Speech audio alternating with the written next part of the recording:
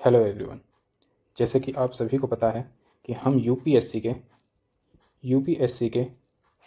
Questions कर रहे हैं जो कि पीवाईक्यू बेस्ड हैं और स्टैटिक बेस्ड हैं, जो कि स्टैटिक और पीवाईक्यू बेस्ड हम एक साथ जो कंप्लीट कर रहे हैं मेंस के लिए। पहले हमने कर लिया था ऑलरेडी कास्ट से रिलेटेड जितने भी स्टैटिक है प्लस पीवाईक्यू। आज हम करने वाले हैं टॉपिक यूनिटी एंड डाइवर्सिटी से रिलेटेड जितने भी टॉपिक हैं या फिर स्टैटिक पोर्शन है यूपीएससी का, वो जिससे आपका सारा का सारा चीज़ें कवर हो जाएंगी, जिसमें हम 3 चीज़ों पे ध्यान देंगे: इंट्रो, मेंस, बॉडी और कंक्लूजन। ठीक है, तो आज जो हम पढ़ने वाले हैं वो यूनिटी एंड डाइवर्सिटी के ऊपर पीवाईक्यू से। ठीक है, चलिए चलिए शुरू करते हैं। तो फर्स्ट है, तो जैसे कि मैंने पहले भी सेग्रीगेट किया हुआ था क्वेश्चन कैसे कैसे पूछे जाने वाले हैं यूनिटी एंड डाइवर्सिटी से, वो देख लेते हैं। सबसे पहले हम पढ़ने वाले हैं कि यूनिटी एंड डाइवर्सिटी एक्चुअल में है क्या, इनकी बेसिकली डेफिनेशन कि यूनिटी क्या है, डाइवर्सिटी क्या है। फिर हम बात करेंगे ये कौन से ऐसे फैक्टर्स हैं जो कि रिस्पॉन्सिबल करते हैं यूनिटी और डाइवर्सिटी में के लिए इंडिया के अंदर। जैसे में इंडिया में ऐसा क्या है जिससे पता चलता है कि जो इंडिया के अंदर यूनिटी के साथ डाइवर्सिटी तो है ही है, प्लस वो यूनिटी भी शो करता है। इंडिया के अंदर ऐसा क्या है, वो फैक्टर्स क्या हैं, वो हम पढ़ने वाले हैं। फिर देखेंगे हम कि इस यूनिटी एंड डाइवर्सिटी के लिए कैसे थ्रेट्स हैं, जो यूनिटी एंड डाइवर्सिटी को कैसे लिए थ्रेट्स हैं वो पढ़ने वाले हैं। और उसके बाद हम पढ़ने वाले हैं कि उन थ्रेट्स को कैसा रोका जाए। फॉर एग्जांपल जैसे यूनिटी के लिए थ्रेट क्या है हमारा, जैसे रीजनलिज्म है, कम्युनलिज्म है, सब कुछ हम पढ़ेंगे। ठीक है, और उन थ्रेट्स को रोकने के लिए हम क्या कर सकते हैं, उसके लिए एक वे फॉरवर्ड है। ठीक है, आई होप इतना समझ में आया होगा क्या पढ़ने वाले। फिर आ जाता है नेक्स्ट, फिर हम पढ़ेंगे क्वेश्चन है कि जो यूनिटी एंड डाइवर्सिटी है वो ग्लोबलाइजेशन से कैसे लिंक होती है। जैसे आजकल के पेपर में क्वेश्चन लिंक होके आ रहे हैं, तो चाहे वो यूपीएससी हो, अगर हार्ड मान ले तो यूकेपीएससी हो या यूपीपीएससी हो। ठीक, यूनिटी एंड डाइवर्सिटी को ग्लोबलाइजेशन से लिंक करके पूछा जाता है कि कैसे ग्लोबलाइजेशन इन्फ्लुएंस करता है यूनिटी एंड डाइवर्सिटी को, कि इसके अंदर ग्लोबलाइजेशन कैसे यूनिटी एंड डाइवर्सिटी के अंदर चेंजेस लाता है। ठीक है, वो देखेंगे क्या क्या फैक्टर रिस्पॉन्सिबल हैं हमारा ग्लोबलाइजेशन से यूनिटी एंड डाइवर्सिटी के अंदर चेंजेस होने में। फिर थर्ड क्वेश्चन कि इंडिया और डाइवर्सिटी, लाइक कि क्वेश्चन ये पूछा जा रहा है इंडिया स्टेट ना होकर, देखो क्वेश्चन ये एक तरह से क्वेश्चन है कि इंडिया स्टेट ना होकर रीजन है जिसमें विभिन्न कल्चर पाए जाते हैं। इंडिया एक स्टेट ना होकर रीजन है जिसके अंदर मल्टीपल कल्चर पाए जाते हैं। ठीक है, और इसी क्वेश्चन को दूसरी तरीके से पूछ लिया है कि इंडिया क्या है, पॉकेट्स ऑफ कल्चर है, कि ये जो इंडिया क्या है पॉकेट्स ऑफ कल्चर है। तो इसको हम क्या करें, कमेंट करना है या इलेबोरेट करना है थ्रू एग्जाम्पल। इलेबोरेट जहाँ पर भी है हमको एग्जाम्पल्स देने, वैसे हर एक में एग्जाम्पल्स हमको देने ही देना है, बट इसके अंदर स्पेसिफिकली समझ लो क्वेश्चन बोल रहा है कि एग्जाम्पल्स दो। ठीक है, और इंडिया एज ए कि इंडिया के जो कल्चर पॉकेट्स हैं वो क्या इंपॉर्टेंस रखते हैं। ठीक है, उन कल्चर पॉकेट्स की इंपॉर्टेंस बताओ। फॉर एग्जांपल ये हमारा इंडिया है,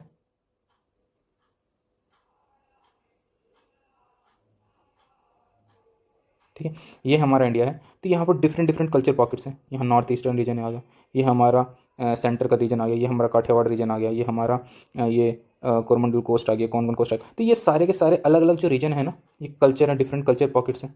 ठीक है, ये कैसे भारत के लिए सिग्निफिकेंट है, कैसे ये कल्चर पॉकेट्स इंपॉर्टेंट है, तो ये क्वेश्चन ही आएगा। ठीक है, तो इन सारे क्वेश्चन को आज हम एड्रेस करने वाले हैं। राइट, चलिए शुरू करते हैं। तो पहला क्वेश्चन है हमारा,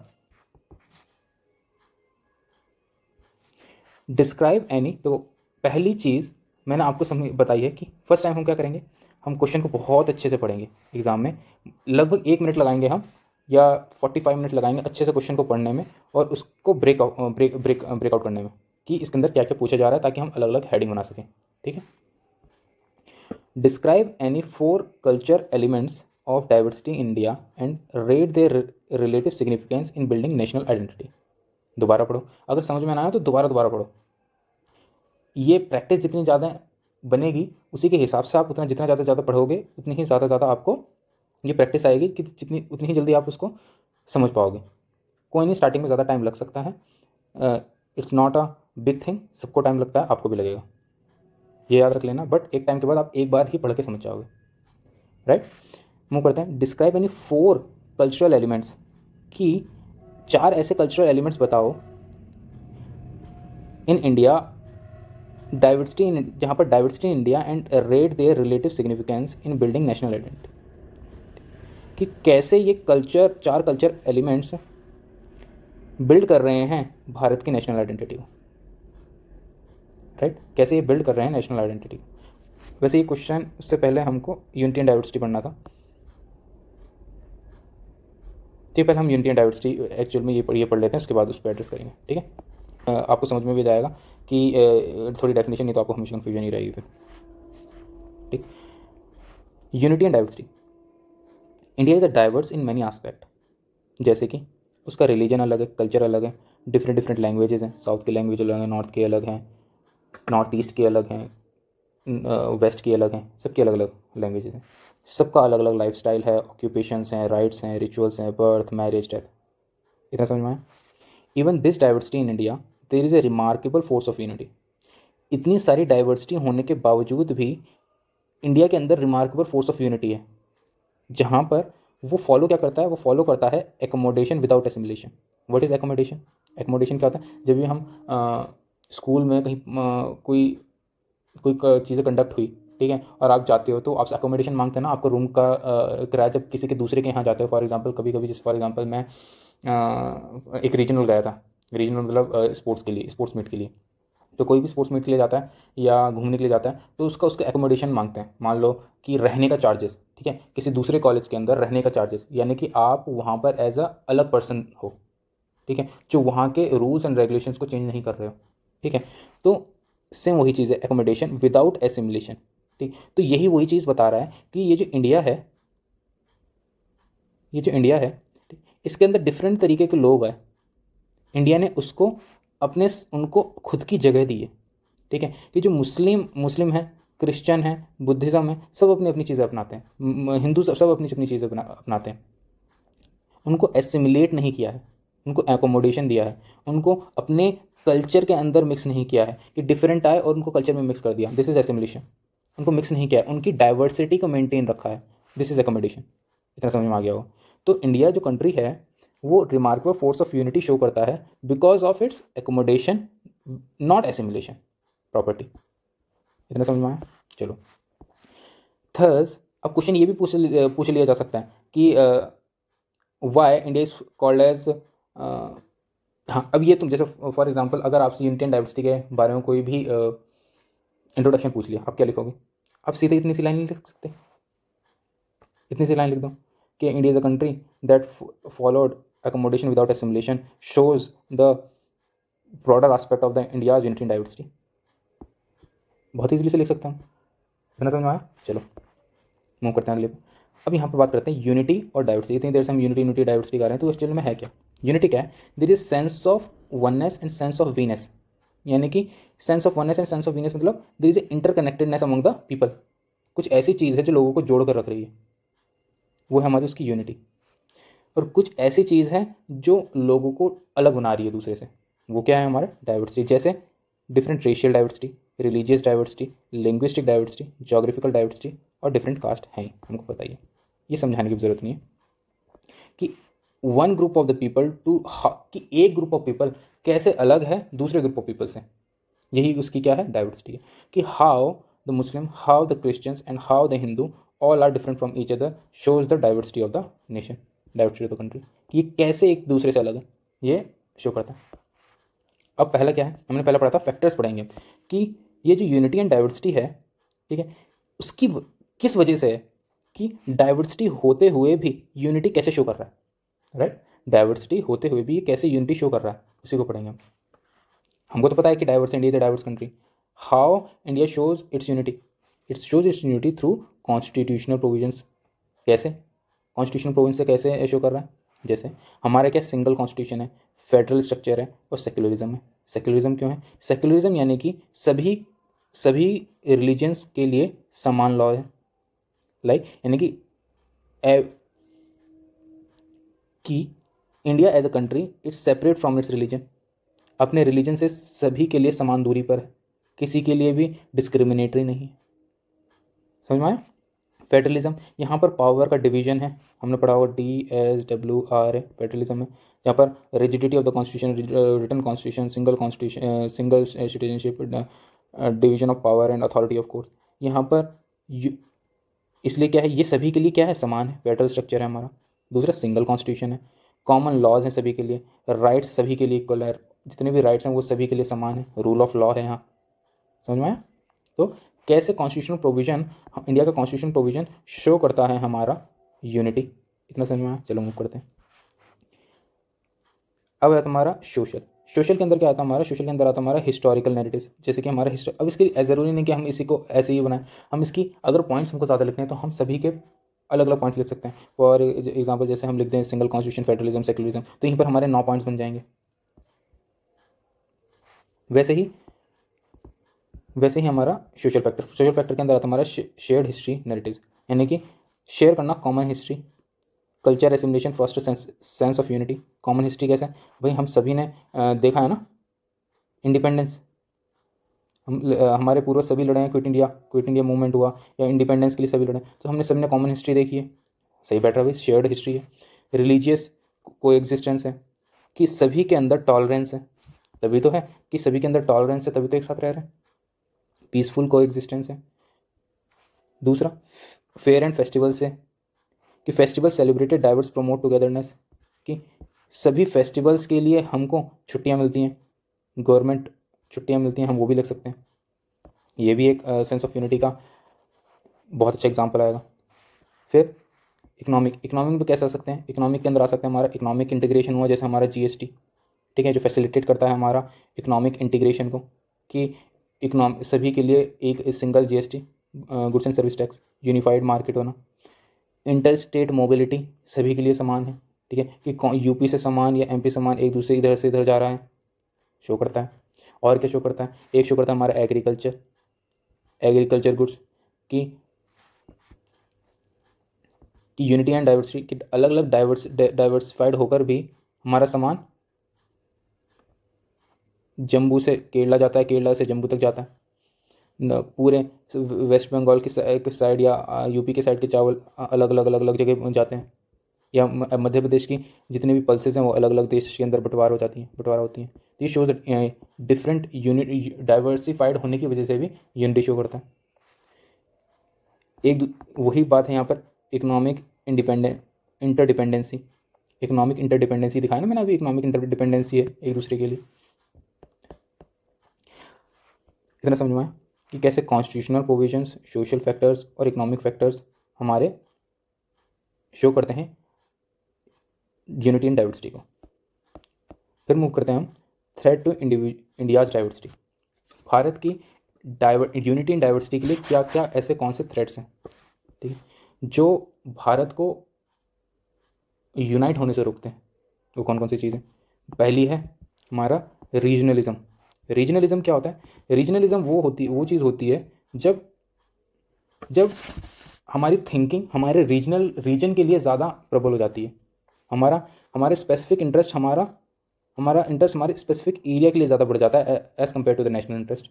हमारा रीजनल इंटरेस्ट बढ़ जाता है हमारा नेशनल इंटरेस्ट से, हम चाहते हैं नेशनल इंटरेस्ट है। For example north east region वो चाहता है, जब फॉर एग्जांपल हम आए दिन सुनते रहते हैं कि नागालैंड सेपरेट फ्रॉम इंडिया, तो ये सारी चीज़ें रीजनलिज्म शो करती हैं।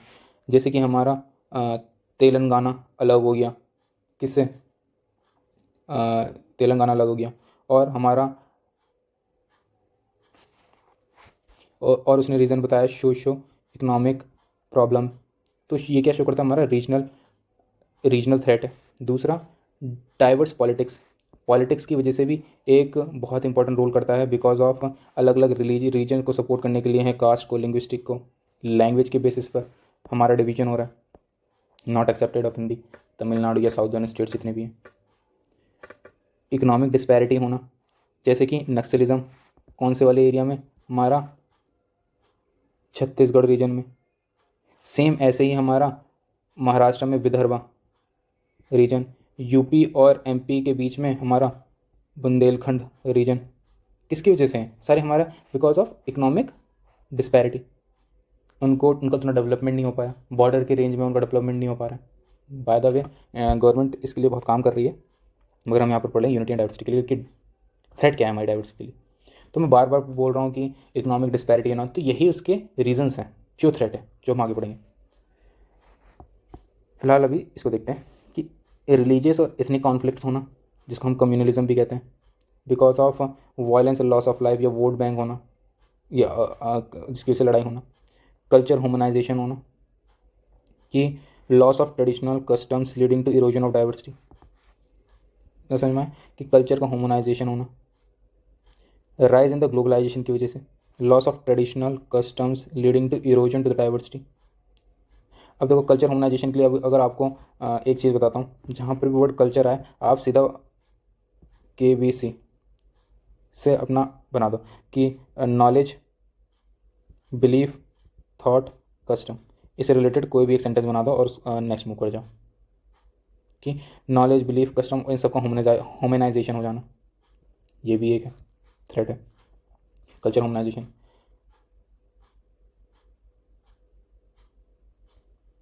फिर आता हमारा वे फॉरवर्ड। क्या कर सकते हैं इसको रोकने के लिए? क्या कर सकते हैं? तो हमारा है balance regional growth.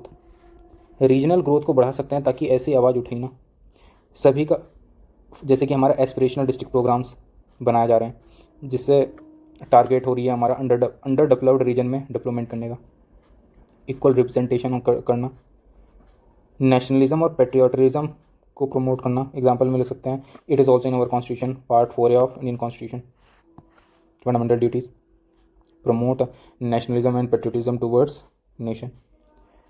Federal cooperation, dialogue between center and state, promote religious tolerance, socio economic equality करना, यूज़ ऑफ मीडिया और आर्ट का यूज़ करना, सिनेमाज, जैसे अभी मैंने बताया पार्ट 4 है, सिनेमा यूज़ का यूज़ करना, आर्ट का यूज़ करना, ताकि ज़्यादा से ज़्यादा क्या हो सके, हमारा जो यूनिटी एंड डाइवर्सिटी को थ्रेट है वो कम किया जा सके। और ये सारी चीज़ें कैसे होंगी, कॉन्क्लूजन, ये सारी चीज़ें कैसे होंगी वो हम कॉन्क्लूजन में बता देंगे सॉल्यूशन के रूप में, कि जब हमारे ट्रेडिशनल वैल्यू नॉर्म्स कंबाइन हो जाएंगे modern constitutional values, modern constitutional values of कि हमारा सेक्युलरिज्म, DPSP के सारे social, economic and political equality आना, ठीक, जिसकी वजह से हमारा डिफरेंसेस क्रिएट ना होना होंगे, क्रिएट ही नहीं होंगे, तो अलग होने की बात ही नहीं आएगी, जिससे क्रिएट होगा टॉलरेंस, हारमनी और एक modern formation of modern generation, जो कि सोशल कोहेजन होगा, जिसके अंदर पीस होगा, जिसके अंदर टॉलरेंस होगा। ऐसे करके हम इसका कंक्लूजन लिख सकते हैं, राइट। अब ये भी क्वेश्चन है कि यूनिटी एंड डाइवर्सिटी से रिलेटेड क्वेश्चन आ सकता है कि ज्योग्राफिकल फैक्टर्स और डेमोग्राफिक फैक्टर्स कौन कौन से हैं जो बताते हैं हमारे यूनिटी एंड डाइवर्सिटी को, यूनिटी को और डाइवर्सिटी को दर्शाते हैं। हमें बताइए कि इंडिया के अंदर अलग अलग पार्ट्स हैं और उन अलग अलग पार्ट्स में डिफरेंट डिफरेंट जोग्राफिकल एरिया हैं। तो जब भी हम जोग्राफी से बात करें तो आपको क्या ध्यान में आ रहा है? जब भी हम जोग्राफी से बात करेंगे तो आपको क्या ध्यान में आ रहा है? ये हम जोग्राफी से बात करेंगे तो क्या ध्यान आ रहा है आपको? ये ध्यान नहीं आ रहा कि डिफरेंट एरियाज, डिफरेंट एरिया है जहाँ पर टेम्परेचर हैं, डिफरेंट टेम्परेचर है, डिफरेंट हिली एरियाज हैं, डिफरेंट ह्यूमिड एरियाज हैं। तो ये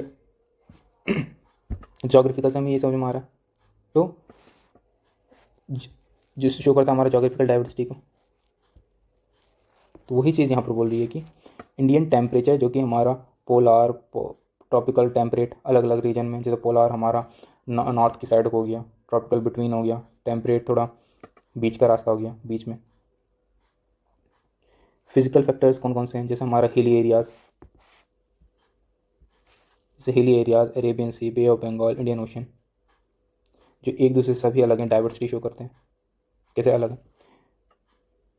फिर आता हमारा एग्रीकल्चर आ गया। एग्रीकल्चर का मैंने आपको बता ही दिया उससे पहले, डिफरेंट डिफरेंट फसलें जो आती हैं वो रिस्पॉन्सिबल होती हैं डिफरेंट रेनी सीजन से या मानसून से, डिफरेंट रेनफॉल पैटर्न से।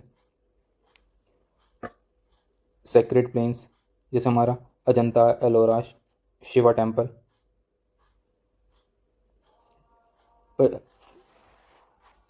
Found all over the geography of India. Same कुछ रिलीजियस फैक्टर्स हैं, जैसे रिलीजियस फैक्टर्स क्या हैं इसको समझने के लिए देख सकते हैं कि हम रिलीजियस फैक्टर्स क्या हैं, जैसे कि हमारा इस्लाम हुआ, हमारा बुद्धिज़्म हुआ, हमारा हिंदुज़म हुआ, हमारा क्रिश्चियन, सबके अंदर क्या कॉमन है? सबके अंदर एक ही चीज़ कॉमन है, सब प्रमोट करते हैं पीस को, स्पिरिचुअलिटी को। This is common. कहीं पर भी नहीं लिखा गया है कि रिलीजन प्रमोट करता है हमारा ग्रीड को, वायलेंस को, कहीं नहीं लिखा है। तो ये सब में क्या है? हमारा यूनिटी को दर्शाता है। वैसे ही हमारा डिफरेंट डाइवर्सिटी दर्शाने के हमारे कल्चर हैं, ट्रेडिशंस हैं, मैरिजेज हैं, is different in different areas. हमारे कुछ कल्चर्स फैक्टर्स भी हैं।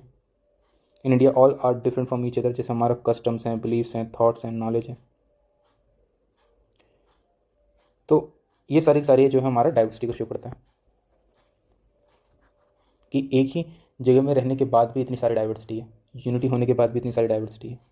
सेम फिर आता हमारा पॉलिटिकल फैक्टर्स है। पॉलिटिकल फैक्टर्स कहाँ हैं? पॉलिटिकल फैक्टर्स में मैंने आपको एग्जांपल बता दिया कि हिस्टोरिकल हम कॉलोनिज्म थे, यहाँ पर बताया था ना, shared historical narrative, common histories को बोल रहे थे हम।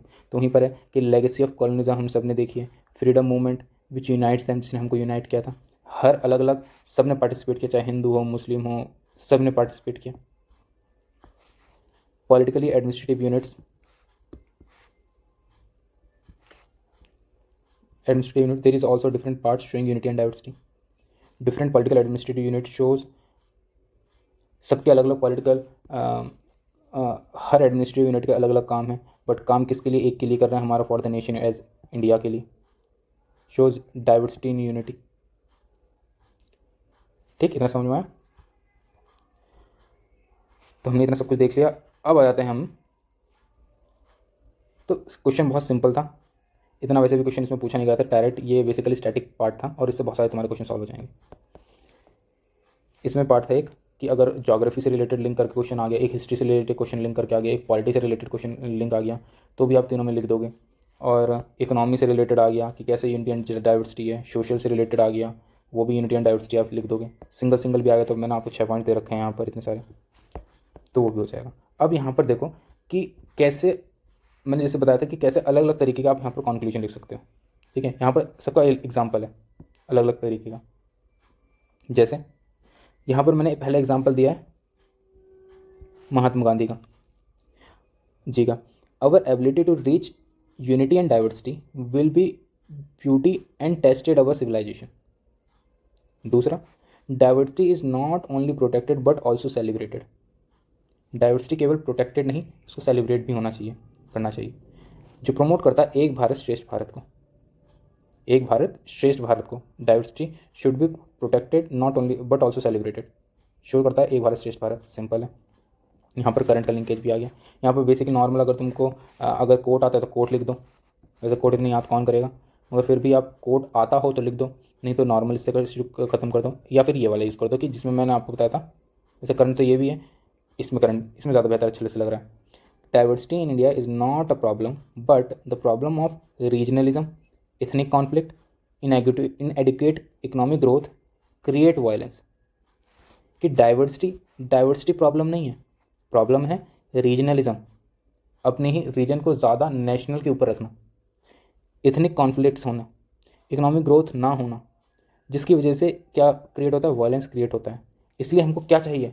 ठीक है, हमको ये सारी चीज़ें नहीं चाहिए, हमको ये सारी चीज़ें नहीं चाहिए। तो हमको क्या चाहिए? हमको चाहिए इंक्लूसिव ग्रोथ, हमको चाहिए सबका साथ सबका विकास, जो कि प्रमोट करता है हमारा SDG 16 में प्रमोट होता है। तो कितना मतलब one of the fine conclusion, ऐसे कंक्लूजन लेके आना है आपको। और उसको बनाने में कुछ वो कि आपने रेफरेंस दे दिया क्वेश्चन का, एंडिंग में क्वेश्चन जो पूछा जाता है उसका रेफरेंस भी दे दिया कंबाइन करके, और आपने करंट भी जोड़ दिया। ये अपना कंक्लूजन भी हो गया। ठीक, अब इतना समझ में आ गया कि यूनिटी एंड डाइवर्सिटी एक्चुअल में है क्या। फिर शुरुआत कर देते हैं जहाँ पर हमने आए थे क्वेश्चन को समझने वाला, ये आ जाता है हम दूसरा पार्ट। तो पढ़ लेते हैं दोबारा से। Describe any 4 cultural elements diversity in India and rate there relative significance in building national unity. तो देखो याद करो, जब भी नेशनल यूनिटी से क्वेश्चन आया था, पहले भी देखा था हमने किस चीज़ से लिंक किया था, हमने हमने हमारे कल्चर से लिंक किया था, हमने इकोनॉमी से लिंक किया था, हमने इसको कॉन्स्टिट्यूशन से लिंक किया था, सोशल से यूनिट के लिंक किया था, हमने हिस्ट्री से लिंक किया था, इन सबको लिंक किया था। तो याद रखो, एक ये बहुत पेस्टल अप्रोच, सभी इसको यूज़ करते हैं, political, economical, social, technological, administrative and legal, या ई से इन्वायरमेंटल लीगल। तो इसको थोड़ा ध्यान में रखो तो आपको ये थोड़ा ध्यान में आ जाएगा। पर या फिर ये रखो, मैं सिर्फ इतना ही बता रहा हूँ, ये तो हर एक, ये वाला जो मैंने बताया था ये तो सब में ही लगेगा अप्रोच। या फिर पर्टिकुलर एक चीज़ के लिए मैं जो बता रहा हूँ वो याद रख लो। जैसे कि मैंने नेशनल यूनिटी जब भी है, आप किन के लिए सोचना है, आपको इन सब चीज़ों के लिए सोचना है। और उससे रिलेटेड कोई भी क्वेश्चन में आए, आप इनसे रिलेटेड कोई भी चीज़ लिख के आ जाना, आपका मैक्सिमम चीज़ होगी कि वो सही हो जाएगा, या फास्ट भी होगा, जल्दी सोचना कम पड़ेगा। चलो आते हैं इंट्रोडक्शन पे। Jawaharlal Nehru said, Indian society, the culture, is like an inscription on which there is a layer of thoughts arise, but these thoughts can never erase the initial thought which are written previously. कि जवाहरलाल नेहरू जी क्या कहते हैं कि जो Indian society and culture है कि एक inscription की तरह है, is like an inscription in which there is a layer of thoughts. इसके अंदर बहुत सबके अलग अलग बहुत सारे थॉट्स हैं, but these thoughts can never be erase the initial thought. Initial thought को इरेज नहीं करेंगे, जो कि क्या है हमारा नेशनल यानी कि यूनिटी की, which are written previously.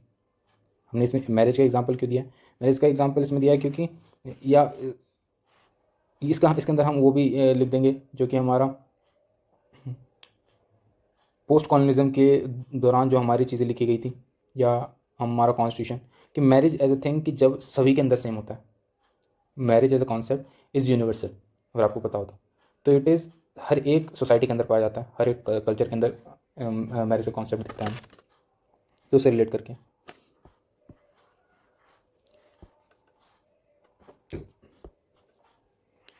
Sorry festival. अब देखो यहाँ पर 4 कल्चर ऐसे एलिमेंट बनाते हैं जो हमारी नेशनल आइडेंटिटी को शो करता है। तो पहला क्या है?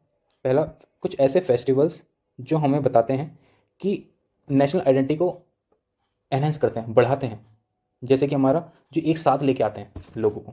कुछ ऐसे फेस्टिवल्स जैसे हमारा बिल्डिंग सोशल कोहेजन, जैसे कि हमारा दिवाली, रमज़ान, क्रिश्चियन। तो ये सारी क्या है हमारा फेस्टिवल्स, क्या है हमारा सोशल कोहेजन को बढ़ाते हैं। Bonding with the elders, social relation को बढ़ाते हैं। सेंस ऑफ वननेस को बढ़ाते हैं, common practice of sense of oneness, fasting, silence and meditation, practice tolerance and culture linkage. कि ये सारी की सारी चीज़ें क्या करती हैं हमारी, ये जितनी भी फेस्टिवल्स हैं हमारे अंदर, जितनी फेस्टिवल है, चाहे वो दिवाली हो, चाहे होली हो, चाहे ईद हो, वो क्या प्रमोट करती है? सोशल कोहेजन को, टॉलरेंस को, बॉन्डिंग को, जैसे होली, कल्चर लिंकेज को प्रमोट करती है। सेम चीज़ लिंग्विस्टिक डाइवर्सिटी होते हुए भी, जैसे 22 ऑफिशियल लैंग्वेजेस हैं और 1100 डायलेक्ट्स हैं। सिग्निफिकेंस क्या है? District language consider as a source of pride and eager to learn each other. Language as a mirror of the culture of the region. किसी भी रीजन का जो लैंग्वेज होता है वो उसका मिरर होता है। It signifies common historical background. Literature produce show the sense of unity. जो लिटरेचर है सेंस ऑफ यूनिटी को प्रमोट करता है, जैसे कि हमारा Munshi Premchandra, highly society for all, highlight the society for all. Munshi Premchand जो सभी पढ़ते हैं। तो जो हमको, तो ये एक ऐसे कल्चर इवेंट्स हैं जो प्रमोट करते हैं हमारा नेशनल आइडेंटिटी को, यानी कि यूनिटी को। जैसे हमारा फेस्टिवल्स हुआ, लैंग्वेज हुआ, diversity in their art form हुआ, जैसे कि amalgamation of the art form borrowed from the neighbour state, equally beautiful magic art festivals, origins of the art, affected these parts from the different states, ठीक है। Different state से लाई हुई चीज़ों को हम उसको इंटीग्रेट करते हैं। जैसे हमारा आर्ट फॉर्म्स हुआ, हमारा आर्किटेक्चर हुआ, कि जो सिखिज़्म है उसका जो डोम शेप स्टाइल है वो कहाँ से लिया गया है, इस्लाम से लिया गया है। तो ये नेशनल इंटीग्रेशन को शो करता है, नेशनल आइडेंटिटी को शो करता है, नेशनल आइडेंटिटी को शो करता है कि चार कैसे ऐसे मतलब जो डाइवर्सिफाइड होकर भी नेशनल आइडेंटिटी को शो करते हैं।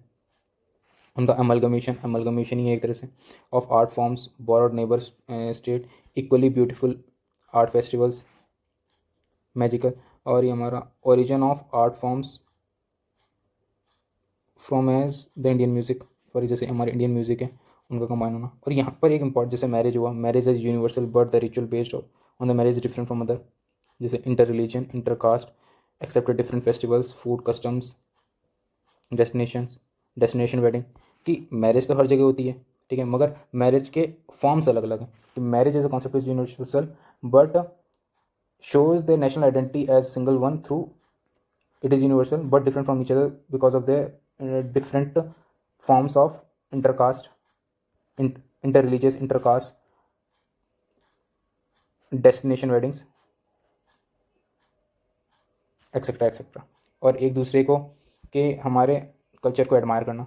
दूसरी चीज़ यहाँ पर रिलीजन है कि रिलीजन के अंदर यूनिटी क्या चीज़ है, ऐसी यूनिटी में क्या शो कर रहा है, जैसे कि हमारा यूनिटी इन द डाइवर्सिटी कैसे शो कर रहा है कि रिलीजन के अंदर सभी रिलीजन मैंने अभी बताया था, चाहे वो हमारा हिंदू हो, मुस्लिम हो, क्रिश्चियन हो, सिख हो, सभी के कुछ कुछ पॉइंट्स हैं और वो कॉमन पॉइंट्स एक चीज़ को शो करते हैं जो क्या है हमारा help needy, promote non violence, unity को, ब्रदरहुड को, रिस्पेक्ट फॉर ईच अदर, इस चीज़ को प्रमोट करते हैं हर एक रिलीजन। तो इससे याद रख लेना, एक सेपरेट क्वेश्चन भी बन सकता है, ये इंपॉर्टेंट है, ये वाला याद रख लेना, सेपरेट क्वेश्चन बन सकता है कि कैसे रिलीजन हमारा यूनिटी इन डाइवर्सिटी को शो करता है।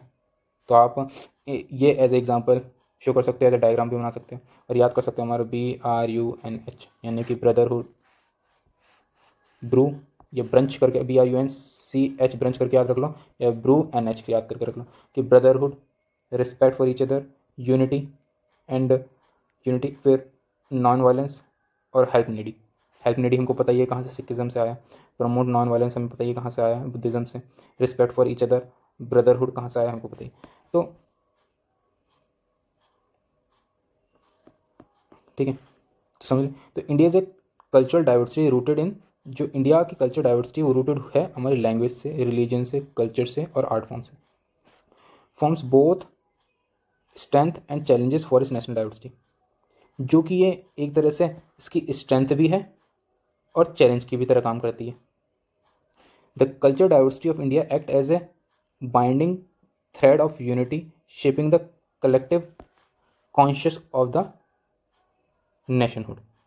कलेक्टिव कॉन्शियस को शो करती है हमारी क्या, ये हमारी जो language, religion, culture, tradition and art form है, हमारे collective conscious of the nation को शो करती है। साथ ही साथ ये एक तरह से क्या है, ये एक तरह से हमारा चैलेंज भी है और हमारा स्ट्रेंथ भी। तो एज आप कंक्लूजन करके आप इसको छोड़ सकते हो। नाउ थर्ड क्वेश्चन क्या है, थर्ड क्वेश्चन भेजें। थर्ड क्वेश्चन आता है टू व्हाट एक्सटेंट, ये किससे कनेक्ट करके आया है, ग्लोबलाइजेशन से कनेक्ट करके। To what extent globalisation has influence the core of culture diversity in India, कि कैसे ग्लोबलाइजेशन ने इन्फ्लुएंस किया है कल्चर डाइवर्सिटी को भारत के अंदर। एक्सप्लेन करो। Globalisation includes the integration of nation's economy with that of world's economy resulted in the, sorry वही मैं सोच रहा हूँ मैंने क्या पढ़ दिया, क्वेश्चन इतना ही है, पता नहीं चला। To what extent globalisation has influence the core of culture diversity in India, explain करो। सिंपल क्वेश्चन है, इसको तोड़ने मरोड़ने की भी कोई ज़रूरत नहीं है। यूपीएससी कभी कभी आ जाते हैं, यूपीएससी के अंदर भी ऐसे ऐसे क्वेश्चन। तो globalisation include the integration of the nation's economy with that of world's economy resulted in the free flow of capital, knowledge, human and entrepreneurship. For example जैसे एक डायग्राम बना के शो करते हैं, एक C1 कंट्री, एक C2 country है। C1 country से यहाँ पर फ्लो हो रहा है किसका, capital, labour, entrepreneurship, law and services. Same यहीं पर फ्री फ्लो हो रहा है हमारा किस चीज़ का, capital, labour, entrepreneurship, goods and service. यही इसी को हम ग्लोबलाइजेशन कहते हैं। कैसे, how globalisation influence the core of culture diversity in India. कि ये देखो, ये डेफिनेशन बेस्ड इंट्रो हो गया, समझ में आया? कि कैसे, अब क्वेश्चन की डिमांड को पूरा करते हैं कि कैसे ग्लोबलाइजेशन इन्फ्लुएंस करता है कोर ऑफ कल्चर डाइवर्सिटी।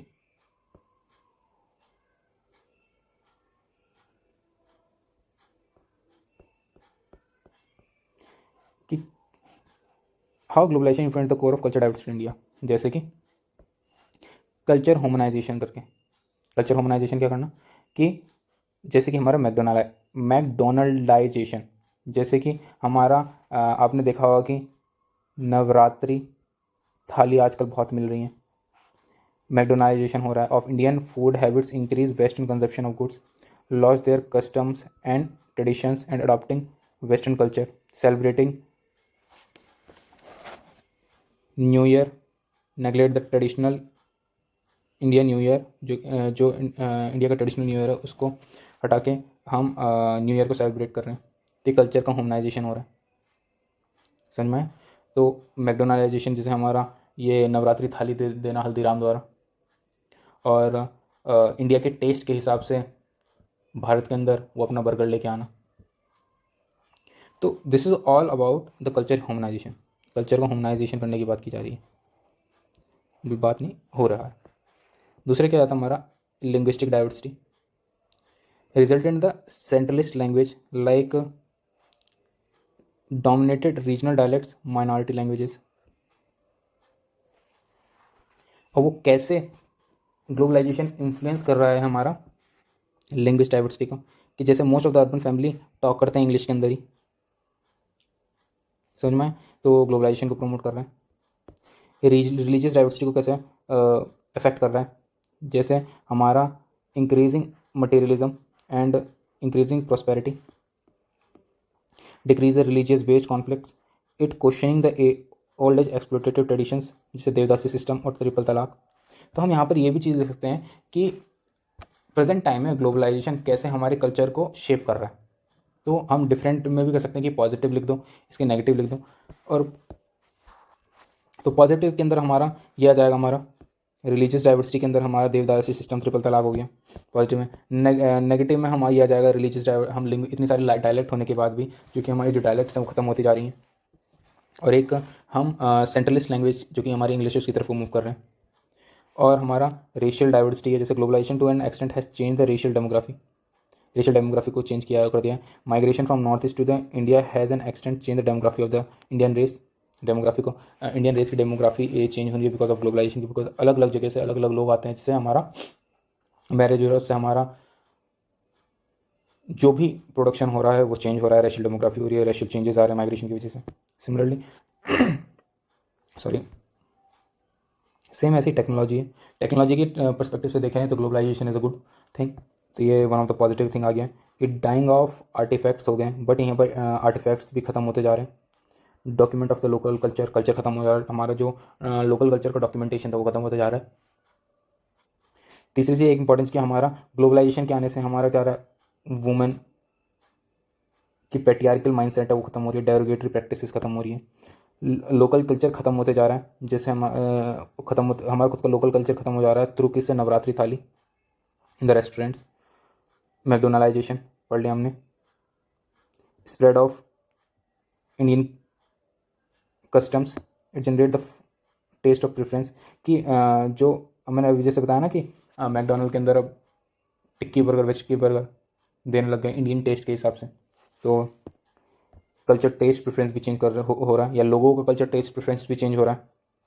एक तो ये पॉजिटिव हो गया, दूसरा ये भी हो गया कि लोगों का कल्चर ट्रेड, किसी को पास्ता पसंद है, it's not stable food of India. तो ग्लोबलाइजेशन से अलग अलग हमारे फूड कल्चर कंबाइन हो रहे हैं। एट द सेम टाइम हमारा डांस, म्यूज़िक, ड्रामा, ये सारी चेंज हो रही है। अब देखो ये ग्लोबलाइजेशन की वजह से जो नाटू नाटू इतनी बड़ी फेमस मूवी बनी, ऑस्कर के लिए सेलेक्ट हुई, acceptance of the Indian cinema in the West or Asia because of only globalization. Hence, the influence of international media, technology, consumerism has blurred the boundary of between local and global influence, impacting the traditional culture and expression of India. कि जो हमारी international media, technology और consumerism है, globalisation की वजह से उसने local और ग्लोबल इन्फ्लुएंस को की जो लाइन है उसको ख़त्म सा कर दिया है। ये हमारा जो लोकल है और हमारा ग्लोबल है, इन दोनों की जो लाइन है बहुत ना के बराबर कर दी है, वो बहुत क्लोज लेके आ गया। इसका कहने का मतलब, but at the same time, but अभी क्वेश्चन का दूसरा पार्ट है, वो भी एड्रेस करना है। बट अगर आप आधा इसको एड्रेस करके रख दो तो आधे ही नंबर मिलेंगे, फिर बोलते नंबर नहीं मिलते। But at the same time India has preserve its culture diversity to the greater context, कि जो इंडिया ग्लोबलाइजेशन होने के बाद भी ग्रेटर एक्सटेंट के थ्रू अपनी जो डाइवर्सिटी है कल्चर उसको प्रमोट कर रहा है। थ्रू कैसे प्रमोट कर रहा है वो भी बता दो। थ्रू रीजनल सिनेमाज को प्रमोट करके, थ्रू जैसे कि हमारा कांतारा मूवी, जैसे हमने जैसे अभी तो हम रीजनल मूवीज़ दिखाते नहीं हैं क्योंकि उनके पास इतना बजट नहीं होता है। जैसे कि हमारा वेस्ट बंगाल की रीजनल मूवी, अभी एक मोस्ट फेमस रीजनल मूवी हुई है लोका चैप्टर 1, बहुत फेमस हुई है, जिसकी फेमस होने की वजह से वो अलग अलग भाषाओं में भी रिलीज़ हो रही है, तो प्रमोट किया जा रहा है इसको। Organisation like craft council of India, ministry of textile, working to revive the craft, यानी कि जब हमारा ग्लोबलाइजेशन की वजह से क्राफ्ट खत्म हो रहा था उनको रिवाइव किया जा रहा है इनकी वजह से, इनके थ्रू। क्राफ्ट जैसे example establishment of Shantiniketan craft village. Local language को प्रिवेंट किया जा रहा है थ्रू, रोका जा रहा है through government schemes like programmes like Meri Dharohar. कुछ गवर्नमेंट स्कीम्स है जैसे कि हमारे schemes of protection and prevention of endangered language of India. Reviving monuments को रिवाइव किया जा रहा है through Prasad scheme, pilgrimage. Assimilation of adoption किया जा रहा है, जैसे हमारा फैमिली वैल्यूज़ को, इंडिजिनाइजेशन ऑफ वेस्टर्न क्लोथ्स को। नवरात्रा वेज बर्गर जो मैंने वेज थाली बताया उसके इंडिया के टेस्ट के थ्रू किया जा रहा है उसको कन्वर्ट। तो ग्लोबलाइजेशन बहुत सारे चेंजेस तो लेके आ रहा है, but India as a nation उस चेंजेस को प्रिजर्व करने, चेंजेस को के अलग हटके भी अपने कल्चर, अपनी लैंग्वेज, अपने सिनेमाज, अपने लोकल सिनेमाज और अपने टेस्ट को, अपने फूड कल्चर को भी अभी भी मेंटेन किए हुए है, जिसकी वजह से अलग अलग हमारे गवर्नमेंट इनिशिएटिव्स हो रहे हैं। जैसे हमने पढ़ा प्रसाद scheme for architecture, Meri Dharohar for the local language, Shantiniketan for the pottery. These are some example, जैसे मेरी धरोहर जो कि इम्पॉर्टेंट है, जो स्पेशली इंडिया के कल्चर को प्रिजर्वेशन के लिए बनाई गई है। एक भारत एआई करके, शायद अभी ढंग से मेरे को याद नहीं आ रहा, भारत एआई करके एक मल्टी लैंग्वेज मॉडल भी है जो कि एआई बेस्ड है, जिसके अंदर काफ़ी सारी लैंग्वेज हैं, डायलेक्ट्स हैं, इंडिया ने लेके आया है। तो ये भी है जो जिसकी वजह से हमारा जो इंडिया का कल्चर है वो प्रमोट किया जा रहा है। तो ग्लोबलाइजेशन का जो हमारा मेन मुद्दा है, कॉन्क्लूजन में हम सिंपल लिख सकते हैं कि गवर्नमेंट ने क्या इनिशिएटिव्स दिए हैं और गवर्नमेंट क्या कर रही है। तो ये तो बेसिक है, लिख दिया है। ग्लोबलाइजेशन से रिलेटेड तो आप बहुत सारे एग्जांपल जो करंट के एग्जांपल हैं आप वो लिख सकते हो कि रीजनल चीज़ों को बचाने के लिए गवर्नमेंट क्या कर रही है उसको एज एन एग्जांपल, या फिर उनको क्या करना चाहिए एज ए सॉल्यूशन में आप उनको लिख सकते हो। नेक्स्ट क्वेश्चन पे है। नेक्स्ट क्वेश्चन में बोलता है, in the context of diversity of India it can be said that the reason from culture unit rather than the state, कि जो इंडिया है वो एक कल्चर यूनिट है rather than the state. State ना, इंडिया स्टेट ना होकर क्या है, डिफरेंट कल्चर यूनिट्स हैं। Give reasons with an example, reason दो एग्जाम्पल के सहित। समझ में आया? करें, पहले ही बता दिया था मैं कि हमारा एक ऐसा क्वेश्चन आने वाला है। तो हम यहाँ पर देख रहे हैं यार बहुत टाइम से कल्चर के ऊपर क्वेश्चन आ रहा है, तो कल्चर के लिए एक छोटा सा निमोनिक याद रख लें। क्या हमारा निमोनिक है? फ्लेवर,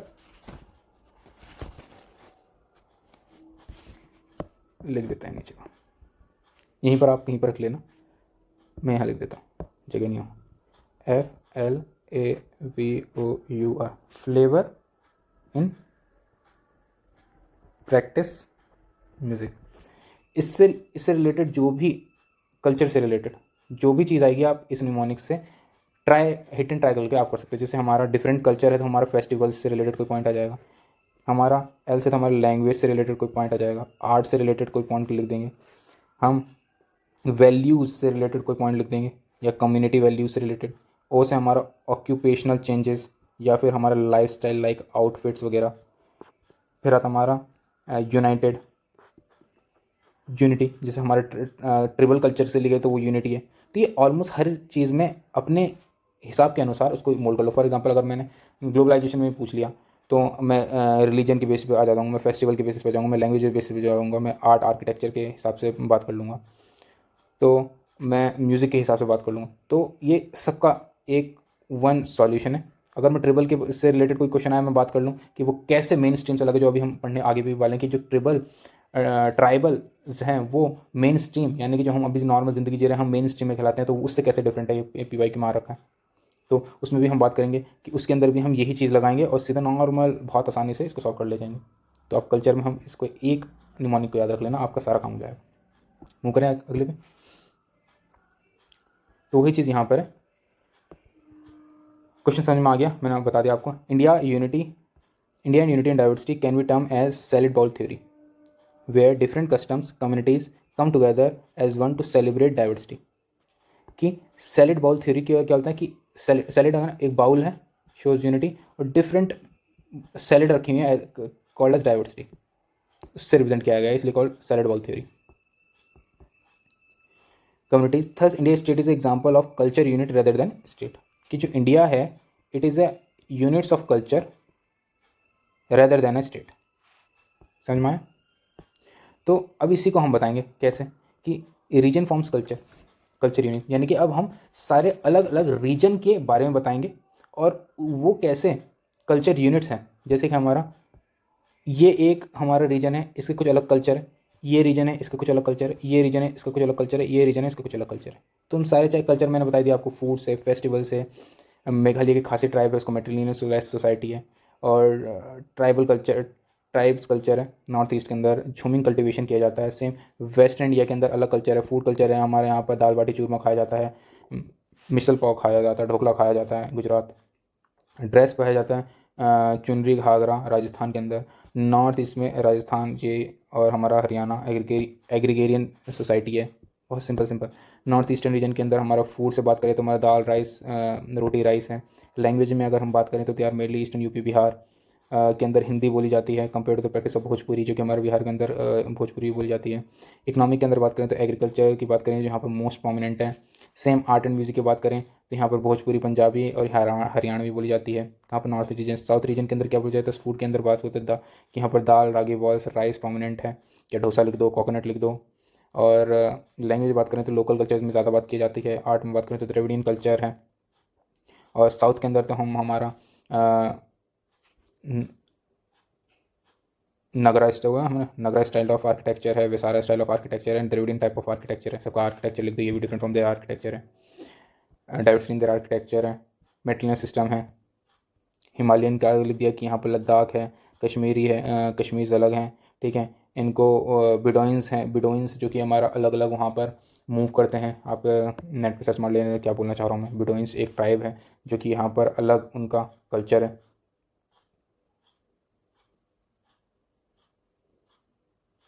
चंगपा ट्राइब है, चांगपा सॉरी कंफ्यूज हो रहा हूँ मैं, चांगपा ट्राइब है, चांगपा ट्राइब लिख सकते हो। और सेम उत्तराखंड है, देवभूमि पार्ट्स ऑफ उत्तराखंड, इनका सबसे अलग अलग है। सिद्धू हिमाचल प्रदेश में खाया जाता है। और same the thus India can not be demarcated by geographical boundary से डिमार्केट नहीं होता। India is a culture of mixture and all necessary culture of different religion. ठीक है, इतना समझ में आ गया, बहुत सिंपल था। कुछ याद करने की ज़रूरत भी है नहीं, तो सिंपल याद भी हो जाएगा, कोई इसमें बड़ी चीज़ है नहीं। सिमिलर दूसरा भी टॉपिक इसी से रिलेटेड है कि इंडिया को एज अ कल्चर पॉकेट बनाया जा रहा है, तो ये भी तो एक तरह से कल्चर पॉकेट्स ही हैं, ये भी तो कल्चर पॉकेट्स ही हैं। ठीक है, ओवर अ नेशन एग्जाम्पल बताओ, जैसे हमारे यहाँ पर इसमें बात करके culture pockets of A small India all over the nation. जैसे कि कश्मीर है, पंजाब है, इसका अलग कल्चर है, यूनिक पश्मीनी शॉल है ये। से मेट्रोपॉलिटन सिटी के अंदर अलग कल्चर आ जाता है।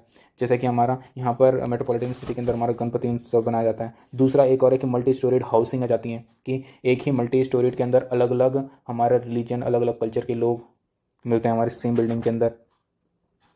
एक्सचेंज ऑफ फूड हैबिट्स है, जिनकी ट्रेडिशन है, अलग अलग ट्रेडिशन है। तो एक ही रीजन के अंदर कैसे अलग अलग कल्चर पॉकेट्स हैं। फॉर एग्जांपल एक ही छोटे से दिल्ली के अंदर, एक ही छोटे से एरिया के अंदर हमारा सेम, फॉर एग्जांपल एक ही बिल्डिंग के अंदर हमारे कितने छोटे छोटे छोटे छोटे कल्चर पॉकेट्स हैं। ठीक, और नॉर्थन इंडिया के अंदर कश्मीर भी है, पंजाब भी है, हमारा हिमाचल भी है। All are different from their cultures in their language, art, food and so on.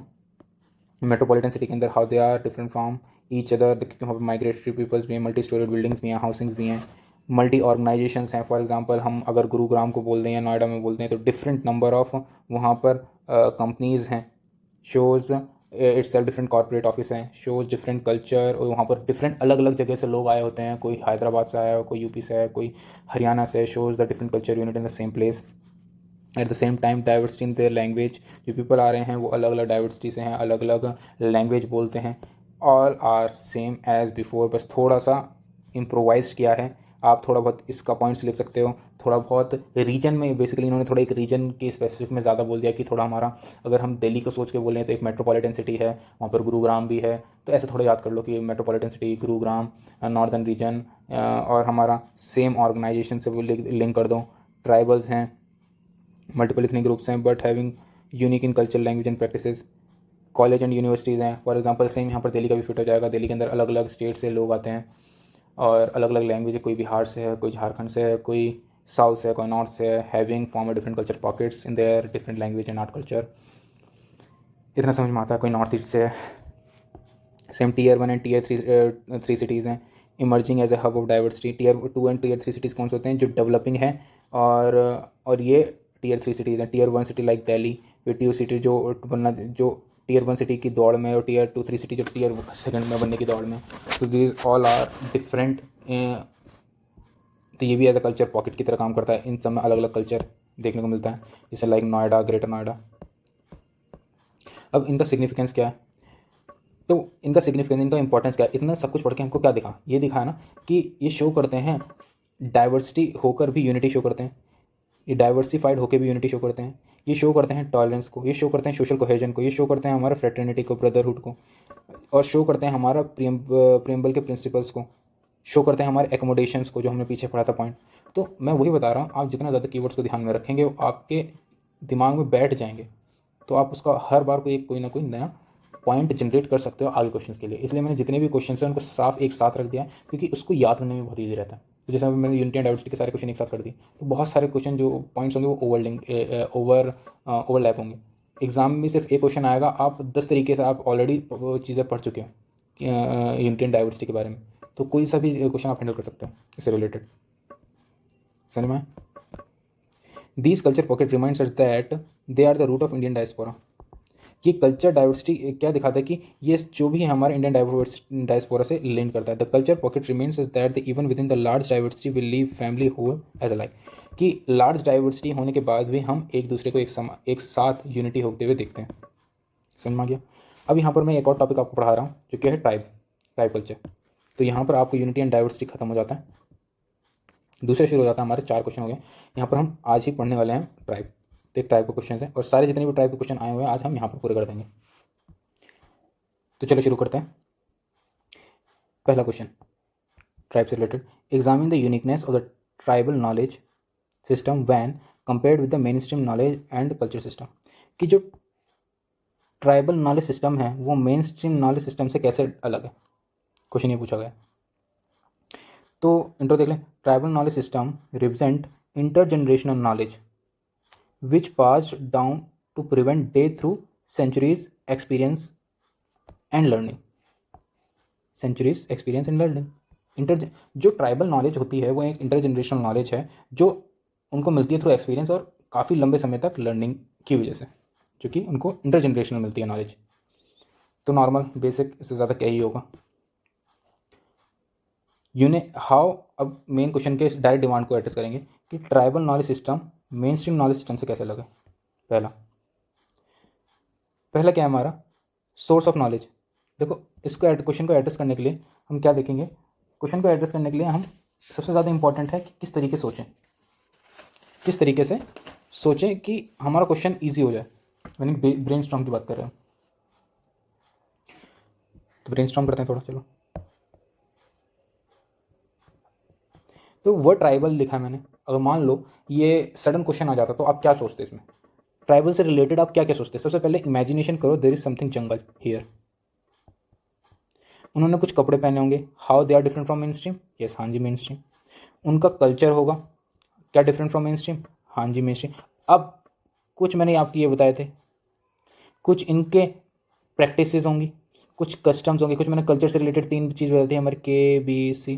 कुछ बिलीव्स होंगे, कुछ कस्टम्स होंगे, कुछ नॉलेज होगी, कुछ प्रैक्टिसेस होंगे, कुछ म्यूज़िक्स होंगे, कुछ रिलीजियस या सिम्बल्स होंगे, फेस्टिवल्स होंगे, इनका ऑक्यूपेशन होगा, इनका लाइफस्टाइल होगा, इनका वैल्यू सिस्टम होगा। लाइक ये यूनिटी को सपोर्ट करेंगे, यानी कि कमिटी सपोर्ट करेंगे, जैसे इसमें इंडिविजुअलिज्म को ना करके कमिटी को सपोर्ट करेंगे, मटेरियलिज्म को ना शो करके सस्टेनेबल डेवलपमेंट को ज़्यादा शो करेंगे, क्रिटिकल थिंकिंग की बजाय इसमें ये साइंटिफिक नॉलेज की बजाय हमारा फॉरेस्ट नॉलेज की बात करेंगे। करेंगे नहीं करेंगे? तो सारा क्वेश्चन इससे हो गया नहीं हो गया? बना सकते हो, बहुत इसलिए एग्जाम्पल लिख सकते हो, बहुत आसान है। ठीक है, एग्जाम्पल में बहुत आसान है। जैसे हमारा अंडमान एंड निकोबार की एक ट्राइब है, सेंटेनलीज ट्राइब, जो कि हमारा स्टोन एज की है, जिनका रहने का तरीका अलग है, जिनका खाने का तरीका अलग है। उसका एक एग्जाम्पल लिख दो। कुछ चेंचू, कुछ शाय हनी कलेक्टर्स होते हैं ट्राइब्स, उनका एग्जाम्पल लिख दो। डिफरेंट थोड़े बहुत ट्राइबल्स के रिलेटेड आप क्वेश्चन करके जा रहे हो तो आपको इतना तो आना चाहिए। ठीक है, अब क्वेश्चन कैसे एड्रेस करना है वो मैंने आपको बता दिया। अब सीधा क्वेश्चन पे आते हैं, उसमें क्या लिखा देखते हैं। पहला, source of knowledge. Source of knowledge कहाँ से होते हैं? मैंने बताया ओरल ट्रेडिशंस हैं, फोकलोर हैं, उनके फॉरेस्ट फ्लोरा फोना, नेचर से उनको नॉलेज मिलती है। यहाँ पर सोसाइटी मूव थ्रू, ठीक, और यहाँ पर their knowledge is not longer existed. यहाँ पर एग्रीकल्चर टेक्नोलॉजी बेस्ड है, यहाँ पर टेक्नोलॉजी बेस्ड नहीं है, ये ज़्यादा नेचर से डिपेंडेंट है, यहाँ पर टेक्नोलॉजिकल डिपेंडेंसी है। एग्जाम्पल आप याद कर लेना। ट्राइबल नॉलेज है, जैसे कि ट्राइबल नॉलेज इनके अलग है, इनका साइंटिफिक वे ऑफ थिंकिंग है। जैसे खासी ट्राइब कल्टिवेटेड बाहर के मेन स्ट्रीम के कॉन्टेक्ट में आके, जो खासी ट्राइब है वो भी हमारा साइंटिफिक एग्रीकल्चर करने लग गए हैं, फार्मिंग करने लग गए हैं। फिर आता हमारा बेसिक कंजर्वेशन ऑफ नॉलेज, यानी कि जो उनकी नॉलेज है वो हेल्प करती है टी सुनामी 2004। देखो मैंने अभी आपको बताया सेंटिनलीज अंडमान निकोबार 2004 की सुनामी इतनी तेज़ आई थी जिसके अंदर बहुत सारे पीपल, लाखों लोग डिस्प्लेस्ड हुए थे, हज़ारों लोग मर गए थे। शायद अगर मैं ध्यान में रहे तो शायद 10,000 लोग के आसपास, इतना कंफर्म नहीं है बट हाँ इतने लोग, फिर भी बहुत बड़ी संख्या होती है, डिस्प्लेस हो गए थे। ऐसी सिचुएशन के अंदर एक जंगल में रह के उन्होंने अपने आप को बचा दिया from their generational knowledge, through their intergenerational knowledge, through their experiences, through their learnings, through their knowledge, उनसे अपने आप को बचा लिया। तो how they are different from mainstream, ये भी एक चीज़ है। अब ये क्रिटिकल थिंकिंग करते हैं, क्वेश्चनिंग करते हैं, साइंटिफिक वेरिफिकेशन होता है। दे स्टोर सॉन्ग्स, वो अब देखो मैंने पढ़ा था एज एन एंथ्रोपोलॉजी स्टूडेंट कि ऑप्शनल था मेरा, तो उसमें हमने पढ़ा था WHR रिवर कि जब वो गए थे तो उन्होंने उनकी चीज़ों को रिकॉर्ड करने के लिए, हम ऑब्वियसली बात है जो जाते हैं रिकॉर्ड करने के लिए टेप रिकॉर्डर ये सब ले जाते हैं, तो एज ए उनको मेन स्ट्रीम का बंदा समझो जिनके पास रेडियो है चीज़ों को रिकॉर्ड करने के लिए। बट क्या ट्राइबल के लोगों के पास है? नहीं है। उनके लिए क्या है? उनका इंटरजनरेशनल सॉन्ग्स को ट्रांसफ़र करने की वो चीज़ है कि वो ओरली चीज़ों को ट्रांसफ़र करते हैं। तो ऐसे याद कर सकते हो कि हाँ stories, song, ceremonies, they are books and recordings. Similarly integrated learning है, यहाँ पर knowledge division of bifurcated knowledge और ट्रेडिशंस है। Tradition become a subject rather than a method of study. एक ट्रेडिशन जो है एक मेथड बिकम अ सब्जेक्ट, यहाँ पर सब्जेक्ट ही बन गया tradition, rather than a method of study. Tribe is highlighted holistic and interdisciplinary, यहाँ पर स्पेशलाइजेशन की बात करता है, focus on more on specialisation. Holistic यानी कि हर चीज़ पे, यानी कि चाहे वो मेडिसिन की बात हो, चाहे वो हमारा ऑक्यूपेशन की बात हो, चाहे उनका लाइफस्टाइल की बात हो, या फिर डिफरेंट कॉम्बिनेशन ऑफ थिंग्स को मिला के एक ट्राइब अपना सर्वाइव को मेंटेन करता है। बट यहाँ पर बात करते हैं स्पेशलाइजेशन की। लाइक अगर कोई डॉक्टर है तो वो स्पेशलाइज इन द डॉक्टरी, इवन इन देयर आई, और कोई हार्ट सर्जन है, कोई ये है तो स्पेशलाइजेशन है, कोई इंजीनियर है तो इंजीनियर, उसका इंजीनियरिंग में स्पेशलाइजेशन है। ठीक, तो ये चीज़ है। ठीक है, कोई बैरियर नहीं है इसके अंदर, बैरियर्स हैं, barriers related to something which is social, cost education है, पेटेंट प्रोटेक्शन है सर, इस सब के लिए। इनके लिए कोई पेटेंट प्रोटेक्शन ऐसा कुछ है नहीं। ठीक है, it is often place based on hilly tribes, plain tribes, desert and tribes के लिए वहाँ पर रहते हैं। जगह क्या है, किस जगह रहते हैं? सेम यहाँ पर नॉर्मल शहरों में मेन स्ट्रीम वहीं पर जहाँ पर रहते हैं, यूनिवर्सल जगह। Mainstream knowledge is more और less universal. Tribal knowledge is like predominantly secret और रिलीजियस होती है, यहाँ पर मोस्टली सेक्युलर होती है। Tribal knowledge collected owned by community, यानी कि यहाँ पर कलेक्टिवली ओन्ड है, यहाँ पर यूनिटी को दर्शाता है, यहाँ पर इंडिविजुअल ऑनरशिप है, इंडिविजुअलिज्म को दर्शाता है।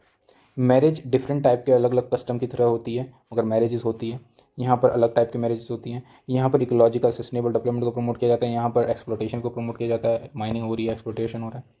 तो इतने सारे 15 पॉइंट्स, अगर 15 पॉइंट्स में आए 15 पॉइंट्स में लिख दो, 10 पॉइंट्स में आए 10 पॉइंट्स में लिख दो, बहुत ईजी आप लिख सकते हो इजली, राइट।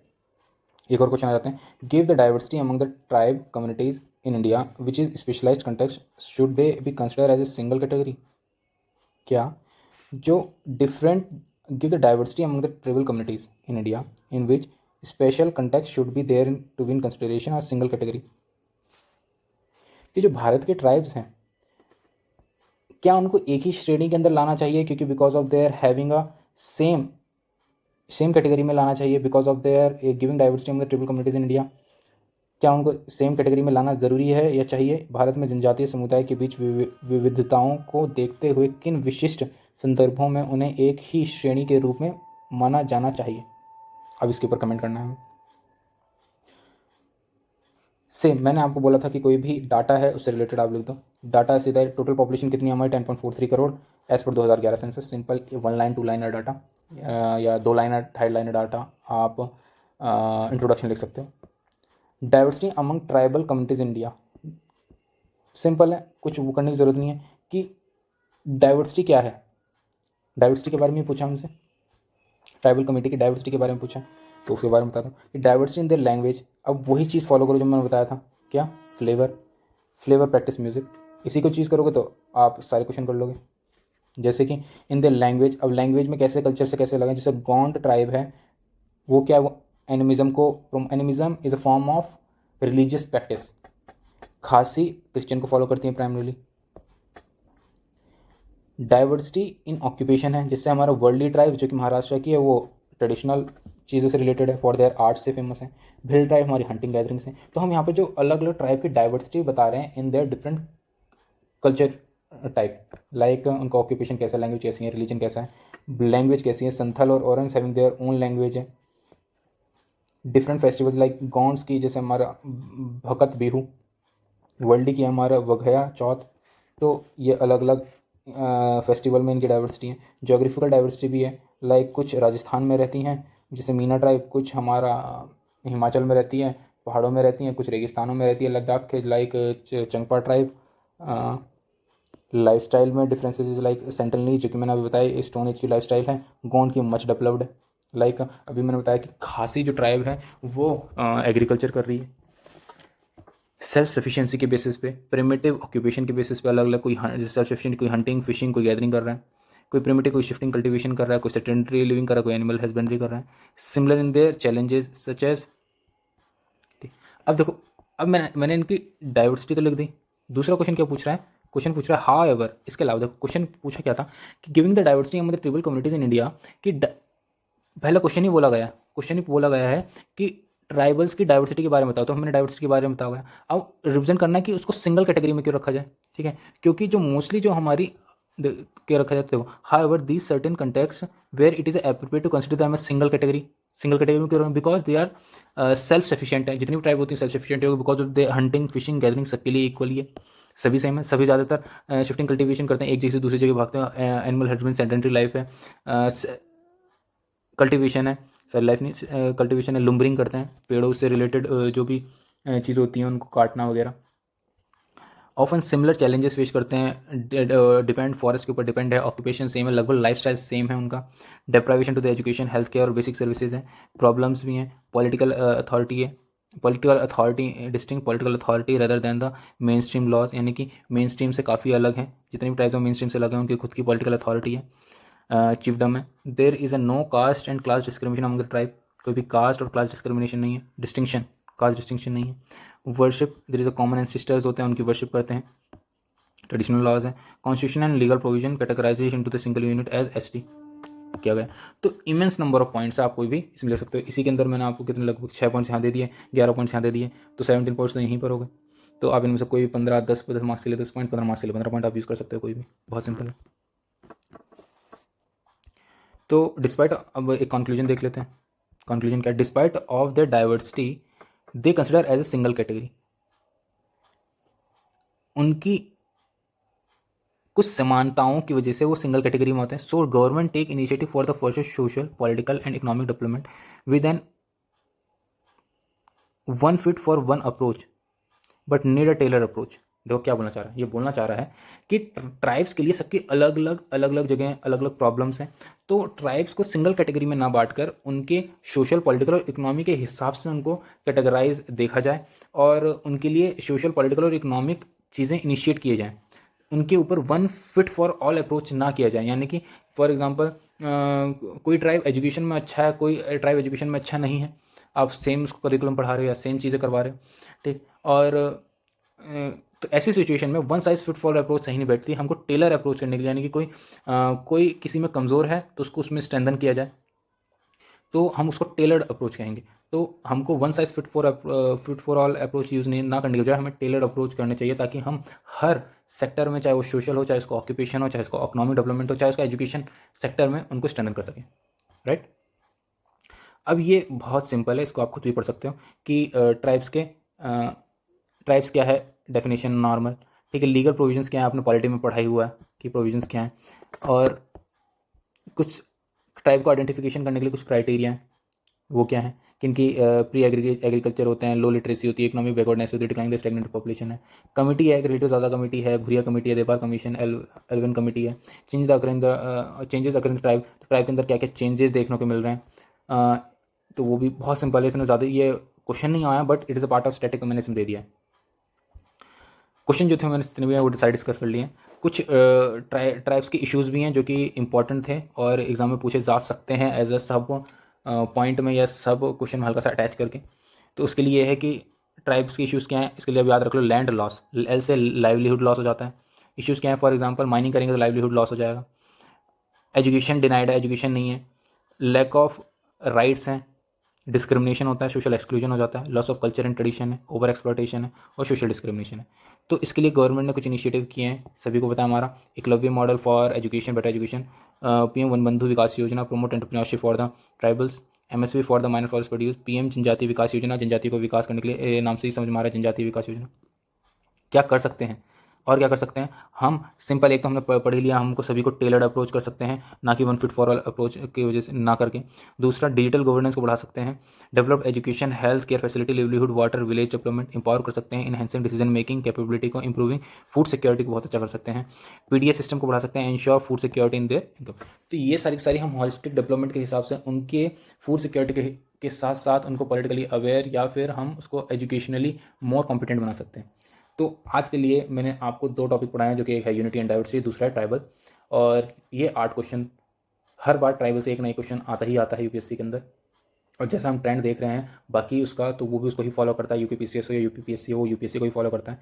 तो ये ज़्यादा इंपॉर्टेंट है, सेम सिलेबस है, इनको ज़रूर कर लेना। ये कर लोगे, सारे क्वेश्चन इन दोनों टॉपिक से रिलेटेड आपके हो जाएंगे। तो मिलते हैं फिर एक कल से नए टॉपिक को लेकर और उसको डिस्कस करेंगे। Thank you so much. Because पढ़ने से ज़्यादा किसी को सुनना बहुत डिफिकल्ट होता है। लगातार आप लगभग 1.5 घंटे से आप मेरे को सुन रहे हो। होप कि आपको ये चीज़ें समझ में आई होंगी और होप कि मेरा पढ़ाना वेस्ट ना गया हो, कुछ आपको समझ में आया हो। और आशा यही करता हूँ कि सेम एनर्जी के साथ हम कल फिर आएंगे और सेम एनर्जी के साथ हम पढ़ेंगे। धन्यवाद।